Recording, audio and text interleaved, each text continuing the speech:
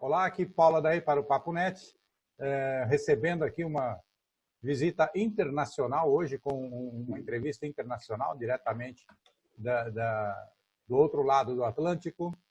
O meu amigo já de algum tempo, um incentivador de alguns projetos que fizemos e um grande especialista no setor de eventos, Antônio Manuel Brito, CM, especialista e consultor em gestão de feiras e eventos. Tá bem-vindo, Antônio. É um prazer recebê-lo aqui. É uma pena que seja num momento tão crítico, onde é difícil termos boas notícias ou assuntos agradáveis e auspiciosos aí para a gente falar, né? E coisas alegres para falar. Mas me diga, como vocês estão vendo aí desse lado do oceano aí toda esta pandemia que nos afetou e como isso está interferindo nos negócios e nas perspectivas de negócio? É verdade, Paulo. Olha, obrigado pela oportunidade. É um prazer voltar a estar falando com você e principalmente não do ponto de vista físico, mas pelo menos do ponto de vista visual, a gente matar um pouco a saudade que a gente tem aí do Brasil, não é? Olha, é o seguinte, é algo que você posicionou muito bem. É algo que ninguém estava à espera e que ninguém sabe o que vai acontecer. Infelizmente, esta é uma triste realidade. Nós estamos passando por uma situação complexa, estamos passando por uma situação principalmente de desconhecimento total do que está acontecendo, algo que era 100% imprevisível no século XXI, não é? Em que todo mundo pensa que sabe tudo, não é? Infelizmente, mas eu acho que em tudo aquilo que se passa na vida do ser humano, a gente está a ter a vantagem da desvantagem, né? É lógico que tudo o que nós estamos passando não é fácil, é uma nova experiência de vida, todos nós não estávamos esperando passar por esta privação, mas eu espero que pelo menos sirva para aprender alguma coisa e que o ser humano aprenda a dar valor àquilo que é mais importante, que é precisamente o ser humano. Tudo aquilo que nós somos, tudo aquilo como pessoas, as nossas relações, as nossas emoções, tudo aquilo que a gente transmite nos eventos, como todos nós sabemos, que é precisamente esse relacionamento, o nosso negócio são pessoas, é algo que hoje está posto em causa, né? E você não pode abraçar, você não pode conviver com o seu vizinho, com o seu amigo, com o seu familiar, é algo que nos faz pensar em que situação nós estamos. E a verdade é que, eu não sei, não quero dizer que seja uma teoria da conspiração, não quero entrar um pouco por aí, mas eu gosto um pouco de pensar que você sabe que, não entrando aqui em demagogia, mas a verdade é que a natureza já faz muito tempo que nos vem dando sinais, não é? Com terremotos, com o aquecimento global, tudo isso. E, infelizmente, a nossa sociedade não está dando qualquer importância a esses sinais. Eu não sei até que ponto este não tenha sido um sinal muito forte, não sei de quem, mas que tenha vindo dar, ou tenha-nos vindo passar um pouco uma mensagem de tentar limpar, assim podemos chamar o planeta, para entrarmos numa nova era. E era a única forma de conseguir fazer. Se nós olharmos hoje para tudo aquilo que se está passando, olhar para o mar, para o Adriático, para o mar de Veneza, inclusive vi um vídeo faz pouco tempo da Baía de Guanabara com peixe, não é? É verdade. Algo que já não acontecia. Eu vi essa imagem, fiquei não é? impressionado. Essa imagem, não é? A água cristalina da Baía de Guanabara. A cristalina, não é? Quando você olha o céu filmado pela NASA, o clima todo limpo, não é? Tudo isso, acho que este tempo é um tempo de depuração, de limpeza. E por isso eu estava a dizer um pouco, acho que é um pouco nós tentarmos pensar positivo, pensar que isto é uma fase, pensar que não é fácil, sim, mas temos que entender uma outra forma de viver. E eu espero que tenhamos essa capacidade, embora a gente saiba que o ser humano, como eu digo sempre, tem sempre uma memória um pouco curta, né? Quando tudo passa, todo mundo esquece, mas eu espero que faça isto, nos faça lembrar e nos faça pensar um pouquinho mais enquanto pessoas, enquanto a emoção, enquanto aquilo que nós somos enquanto ser humano, nos faça pensar que a vida não somos só somos um todo, e que nos obriga a pensar que Se não pensarmos dessa forma, provavelmente deixamos de existir. Mas, enfim, é o que nós temos e temos que saber viver. É verdade, é verdade. Eu vi algumas Agora imagens. é o seguinte, Paulo, se você quiser Eu vi falar um pouquinho mais do que é que está do passando... Himalaia, né, que há 30 anos ninguém via o Himalaia claramente, agora parece que a poluição abriu um pouco a cortina e já está dando para ver o Himalaia como paisagem, né? Outra coisa que a NASA mostrou também é a poluição, principalmente nas regiões industriais da China, diminuiu drasticamente. Isso. Eu sugeriria a gente instituir um Corona Week durante o ano, assim, de parar tudo, poluir as coisas, né? Quem sabe a gente faça um Corona Week todo ano para dar um detox, fazer como se fala aqui no Brasil, uma desintoxicação Olha, por que poluição, não? porque realmente estamos precisando. Por que não? Mas, me diz Você está uma vendo coisa. o sol? Você está vendo o sol em São Paulo, não? Ah, sim. Está vendo o sol em São Paulo? Aqui em São Paulo estão umas paisagens lindíssimas no final da tarde. Eu estou vendo. E está alaranjado, né? Porque, na verdade, até pouco tempo atrás, o ano passado, por exemplo, tinha muito de violeta e roxo no final da tarde, né? E violeta e roxo são as cores da poluição, que é o filtro da poluição. É ultravioleta, né? E agora eles estão alaranjados, então tá lindo, tá dourado, alaranjado, está uma cor muito mais bonita. O pessoal está postando direto aqui nas redes sociais fotos do entardecer em São Paulo. Aqui, tá? Eu estive vendo algumas fotos assim, bem legais. Exato. Esse é o lado positivo, né? O lado positivo da gente fazer esse lockout, essa parada geral aí. Geral. Aqui em São Paulo não é exatamente isso, né? A gente está essa discussão aqui, a gente usa dois termos aqui, o isolamento vertical e o isolamento horizontal. Mas, na verdade, São Paulo não parou. São Paulo não para, né? Eu estava vendo as contas do transporte público aqui em São Paulo. O transporte público aqui em São Paulo, entre trens, metrôs e ônibus, ainda está transportando diariamente 1.200.000 pessoas. Então, ainda tem uma cidade inteira andando aqui pela cidade, se apinhando dentro do transporte público, sem poder se isolar, sem poder fazer o isolamento adequado, mas mantendo a cidade funcionando, minimamente, né? Eu entendo, mas deixa eu comentar um pouco com você aquilo que é a nossa experiência que está acontecendo aqui na Europa e aconteceu na Ásia, né? Vamos ver, é assim, eu entendo que a economia não pode parar. Eu digo sempre e continuo dizendo, mais preocupante que a situação humanitária vai ser a situação económica, tá? A gente pode dizer, não, isto é um pouco a história de quem nasceu primeiro, não é? O ovo ou a galinha, não é? Você pode ter saúde, mas não tem emprego, e você tem emprego e não tem saúde, né? Exato. Tem que haver um bom senso e algum equilíbrio. Mas uma coisa é certa, há que ter capacidade para tomar decisões e a saúde está em primeiro lugar.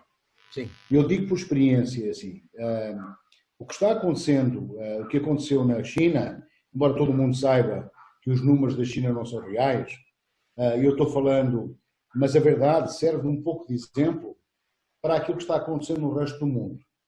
A China tomou por ser um país totalitário e disciplinado, tomou a decisão de fechar, de bloquear, de proibir todo mundo sair de casa. E a verdade é que passar 3 meses resolveu um problema numa sociedade de 1,2 bilhões de pessoas, certo? E é isso que nós temos de tomar como exemplo. E hoje está reabrindo a economia, hoje está crescendo a própria economia, bom, não interessa por que razão, mas está dando a volta, está virando. O que está acontecendo na Europa, e é o problema muitas das vezes dos países democráticos, no bom sentido, é que você pensa nos direitos humanos, você pensa nos estados de emergência, você pensa em liberar determinadas situações, e cada dia conta. E numa situação destas, cada dia que você não toma uma decisão, são centenas ou milhares de mortes que vão acontecer. É verdade. E então, por muito certo... Adiar uma decisão por uma semana pode ser fatal. Por muito certo ou errado, o mais errado é não tomar uma decisão. Exato. E a questão neste momento é que você hoje tem, principalmente na Europa, e olhando para a Europa, e falo inclusive para o meu país, em que nós tomamos uma decisão em que e nos disciplinamos, em que você tem que parar, você não pode parar claramente 100% de economia, porque você precisa de comer, continuar comendo, continuar bebendo, continuado a abastecer no posto de gasolina, tudo isso.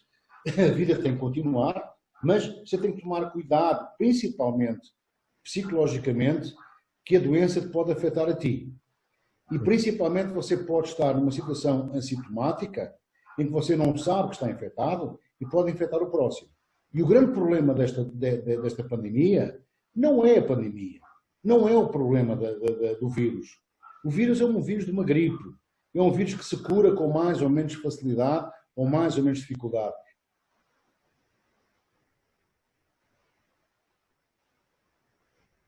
Alô, Brito? Você consegue infectar uma sociedade, uma população, sem você entender nunca. E aí nos leva a outra questão. O que fazer? A verdade é esta, é assim, você tem que tomar decisões. E a decisão de você confinar as pessoas é uma decisão certa. Por um determinado período. Se você não o fizer, você não vai, no momento nenhum, ultrapassar o problema. Porque nós temos um outro problema, Paulo, que é o seguinte, que é o problema da saúde pública, que é o problema do serviço de saúde. Não há país nenhum do mundo, por mais desenvolvido que esteja, que tenha capacidade para você ter num hospital milhares de pessoas no UCI em situação crítica, com ventilação. Não tem condição. Porque nenhum, por mais desenvolvido que seja, tem capacidade para isso. Você não tem capacidade para você ter milhares de pessoas ligadas no ventilador, tentando salvando vidas. E então acontece o que aconteceu em Itália e aconteceu em Espanha, em que você tem que tomar uma opção.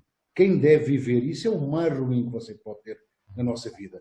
Eu acho que vai ficar na memória de qualquer médico, qualquer enfermeiro, ter de decidir quem deve viver e quem deve morrer, é uma situação horrível. E quando eu digo, e é verdade que fiquem em casa, estejamos controlados, o problema de estarmos mais confinados tem a ver precisamente isso, para que o serviço de saúde não entre em colapso, em que a propagação não seja tão grande, para que ele não entre em colapso, para que os nossos médicos, os nossos heróis, assim podemos chamar, não tenham que tomar uma decisão que é a decisão mais ruim que nós podemos fazer na vida. E a verdade é esta, é assim, é uma situação humanitária. Agora temos o outro lado, o reverso da medalha. Se quiser falar um pouco sobre isso também, que é a questão económica, claro. Perfeito. E você vê dessa parte, agora falando um pouco dos negócios, dos eventos, né?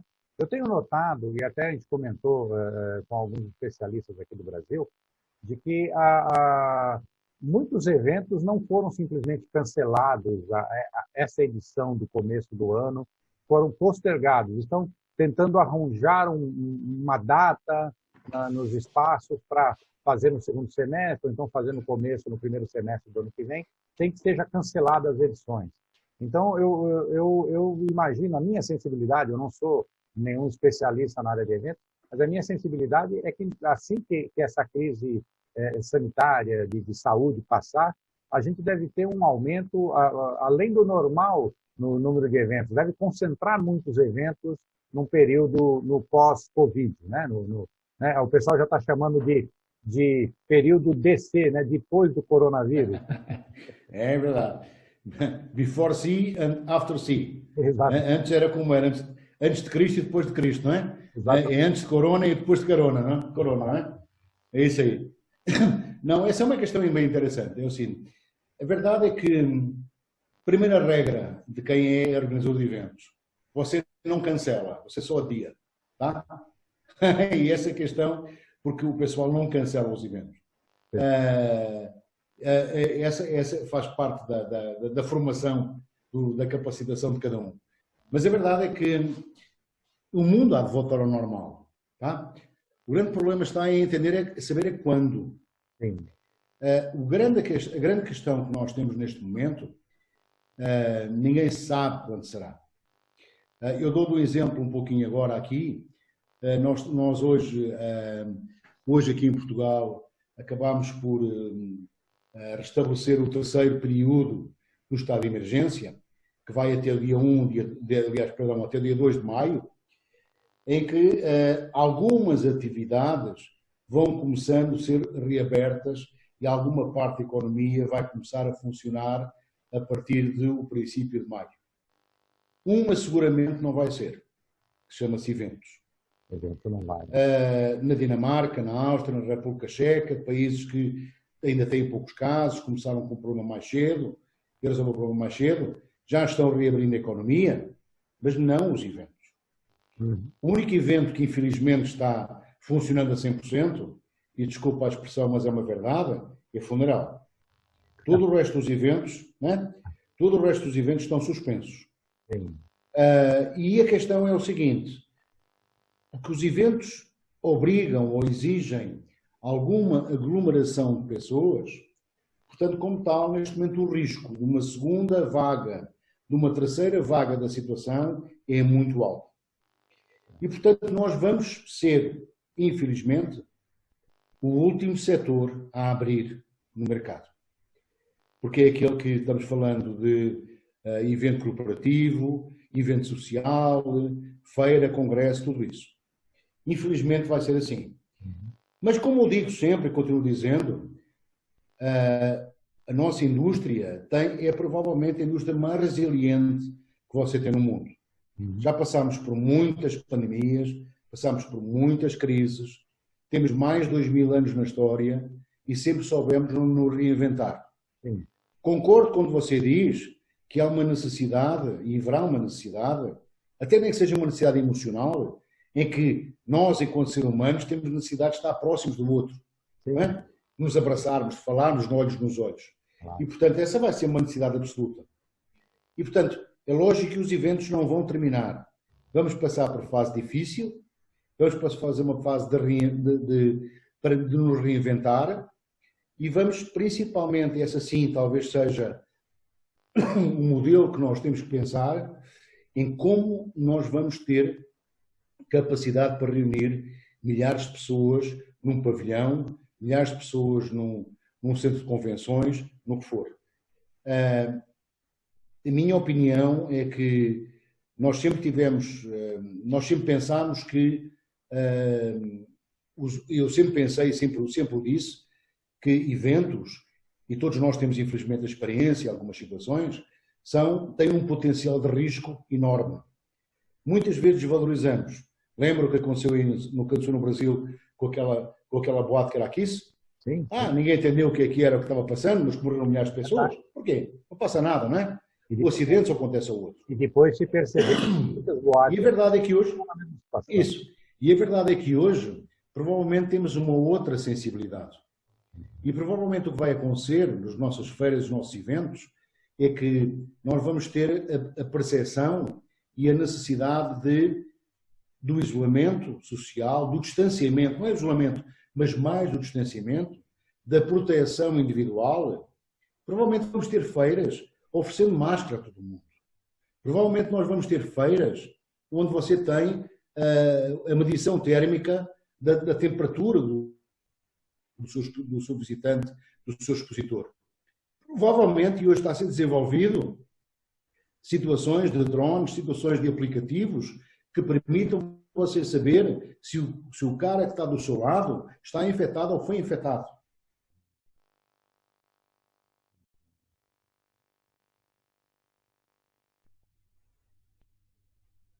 Meses, 6 meses, ninguém sabe. Eu espero que seja o mais breve possível. Mas é nessa... É isso. Nós temos que pensar, sempre tivemos a capacidade, quem trabalha em eventos, de estar um passo mais à frente do que aquilo e saber prevenir para não ter que remediar depois, e é isso que nós temos que pensar hoje. Será que nós vamos ter que ter pavilhão que tenha controle térmico? Será que vamos ter pavilhão em que você vai ter que distribuir máscaras a todo mundo?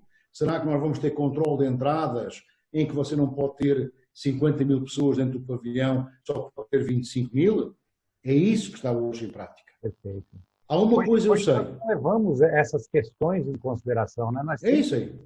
É isso aí, Paulo. Preocupar com essa questão. É isso aí que eu sei. É isso que nós temos que pensar um pouquinho. Uma coisa eu sei, assim, a China o que está fazendo hoje é algo que eu entendo o que está fazendo, mas não é a realidade, não é o futuro.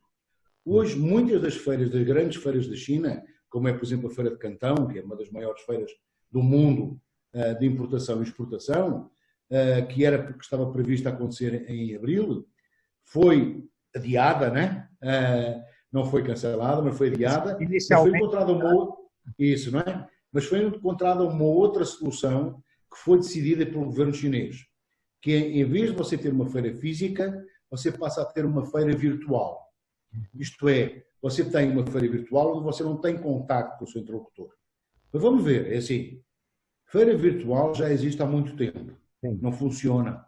Porque nós, ser humano, o grande poder das feiras é o cara a cara, é o face to face. É você poder olhar nos olhos, você poder utilizar os 5 sentidos para você poder fazer negócios. E, portanto, é uma situação de recurso, é uma situação de contingência, mas sem dúvida não será o futuro. Agora, para este ano, provavelmente será uma solução. Mas é aí que nós temos que pensar um pouquinho. Provavelmente as feiras serão muito mais domésticas do que internacionais, porque há toda uma série de fatores de controle de viagens, de controle de deslocações, que há mais cuidado relativamente a isso, mas a vida vai ter que continuar. Agora, nós vamos ter que nos adaptar a isso. Se a gente pensar, e nós temos alguns debates que nós temos aí, alguns grupos aí, agora que está na moda, não é? O que estamos fazendo no digital, no virtual, tudo isso, e estamos debatendo e aproveitando este tempo em que não podemos contactar pessoalmente e vamos comunicando virtualmente. Nós temos um grupo que é do CM Club, e temos frequentemente tido reuniões, e aquilo que é a tendência é esta, um pouco isso, é entendermos que, na verdade, o mundo vai continuar, na verdade, provavelmente nós temos que ter a capacidade para pensar que sozinhos não somos nada. Nós, enquanto pessoas, enquanto seres humanos, temos que saber trabalhar em sociedade para o bom e para o ruim, e provavelmente os eventos, se calhar, têm que ser menos egoístas, têm que ser mais realistas, e temos que trabalhar muito mais em conjunto, muito mais focados naquilo que é importante do que aquilo que é meramente aquilo que é necessário. Agora, infelizmente, eu digo um pouco aquilo, é a minha opinião também, infelizmente o ser humano tem um pouco a memória curta, né? E você hoje está falando destas coisas e amanhã, quando tudo estiver legal, todo mundo esqueceu. Mas faz parte do... Não podemos esquecer que aqui no Brasil, e a própria China, né, até para citar o começo da pandemia, a China teve coragem de fazer um bloqueio em pleno Ano Novo Chinês, né, onde a maior migração do acontece exatamente ali. E logo depois, aqui no Brasil, nós tivemos o Carnaval. E não fizemos nenhuma precaução, não tomamos nenhuma precaução no Carnaval, e até tivemos lá, aqui em São Paulo, por exemplo, nós tivemos o maior carnaval de rua do Brasil, com 15 milhões, uma expectativa de 15 milhões de pessoas. Eu acho que dificilmente a gente vai incentivar no ano que vem, por exemplo, ter um carnaval desse tamanho, uma mobilização, uma população na rua desse tamanho, independente do coronavírus ou não, né? É realmente uma situação de grande risco, né, populacional. É isso. É isso, Paulo. Eu não sei. É assim, eu acho que também a necessidade do ser humano, que é uma necessidade inata de nós termos de conviver, da proximidade, ele não se perdeu. O brasileiro é mestre nisso, né? Nós gostamos. Somos latinos. Nós gostamos de festa, né? Claro, somos latinos, Paulo. É assim. Porque é que você olha para os países do norte da Europa, onde você tem menos contágio e menos problema de doença? Porquê? Porque há menos afinidade das pessoas, há menos proximidade, tá? Porque você olha para quais são os principais países que têm mais problemas? Espanha, Itália, Portugal, onde você tem mais necessidade e mais contacto, relacionamento humano, onde você fala com as mãos, onde você abraça, onde você beija, não é? Portanto, toda essa possibilidade de contágio é tremendo. Faz parte, não é? É quase que é uma pandemia cultural, né? Aquela cultura de cada... Isso aí. Isso ninguém nos vai tirar, esse valor que a gente tem. E temos que saber viver assim, não é? Agora, temos que ter aquilo que algum bom senso, porque a questão é esta, alguma sensatez, algum bom senso, para pensarmos que a vida não vai ser igual, para pensarmos que, na verdade, temos que repensar o que é que nós queremos de nós próprios, que não, na realidade, a vida, não, como eu disse há pouco, não depende daquilo que a gente quer, temos que trabalhar juntos e temos que tentar sobreviver àquilo que nós temos. E a verdade é que a raça humana tem sobrevivido à custa também do planeta, à custa também de algo que para nós que é a nossa casa e que nos esquecemos que é onde vivemos.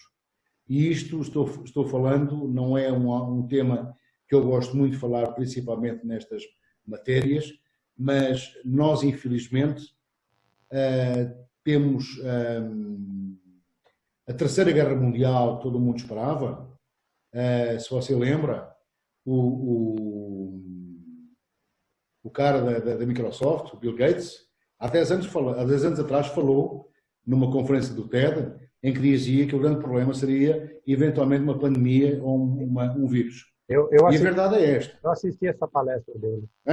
Hoje a verdade é que nós falamos de guerra biológica. Tá?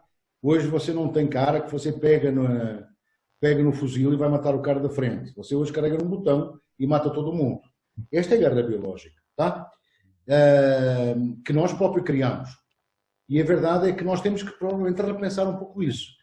E os políticos que nós temos, embora não queira muito falar sobre isto, têm que pensar, seja onde for, não interessa se é no Brasil, se é nos Estados Unidos, se é na Rússia ou na China, têm que talvez repensar um pouco a sua atitude, a sua forma de pensar. Porque hoje nós temos vindo a assistir, ainda antes da pandemia, quando nós já sabemos isso, ao crescimento do populismo, ao crescimento de uma sociedade que está contra tudo e que procura alguma salvação. E depois há, como todos nós sabemos, aproveitamento, não é? Claro. Aproveitamento político, aproveitamento social, e isso é preocupante. E, logicamente, não podemos aproveitar uma situação humanitária para ganhar votos nem para ganhar eleições. Há muito mais importante do que isso. Há que necessidade de preservar, pelo menos, os eleitores, não é? Tem que votar. Aqui no Brasil nós temos um agravante aí, porque no segundo semestre nós vamos ter eleições regionais, né? As eleições locais. Então, já tem muito político fazendo campanha no meio do coronavírus aqui.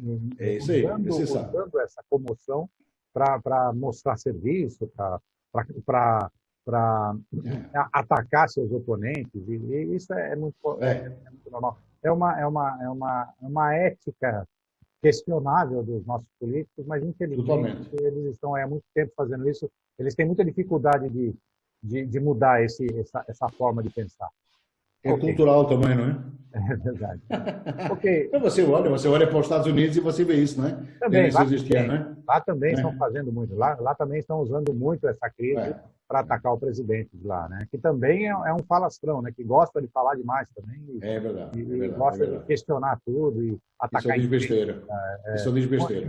Muito parecido com o nosso aqui. Muito parecido. É o problema que todo mundo sabe que tem que saber tudo, né? É verdade. Só que o diferente é o poder. Pois não, pode falar, desculpe. Não, é isso que eu estava dizendo. É o pessoal que tem a ideia que sabe tudo, só que tem um problema, tem poder para poder falar, não é? Exatamente. Ok, bom, estamos chegando ao final aqui do nosso tempo, aqui, do nosso bate-papo. Antônio, eu agradeço muito, foi um bate-papo muito interessante, muito agradável aqui. Eu acho que eu estava esperando a gente falar de coisas mais técnicas e talvez até alarmantes, mas você trouxe muita leveza, aí, você trouxe uma visão muito mais abrangente da situação. Eu gostei muito de conversar com você. Eu acho que deu um oxigênio aí no nosso ânimo aqui, na nossa perspectiva de olhar, de como olhar e como enfrentar esse problema. Eu agradeço muito. Tá? É isso aí, Paulo. A vida continua. Para fazer suas considerações finais aí da nossa entrevista. Não, é isso aí, Paulo. É assim, não vale a pena estarmos todo mundo dramatizando, porque na verdade é assim, infelizmente é algo que ninguém estava à espera. Mas que temos de saber lidar com a situação, tá? Eu acho que temos de ter uma perspectiva mais positiva que nós podemos ter, termos uma vontade de seguir em frente, de lutar, de sobreviver.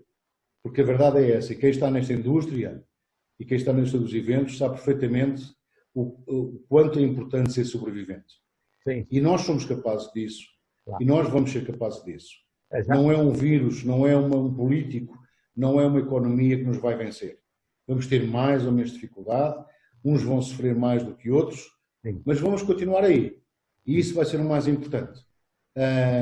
E que nos sirva de lição e que a gente possa aprender um pouco também aquilo que a gente está passando.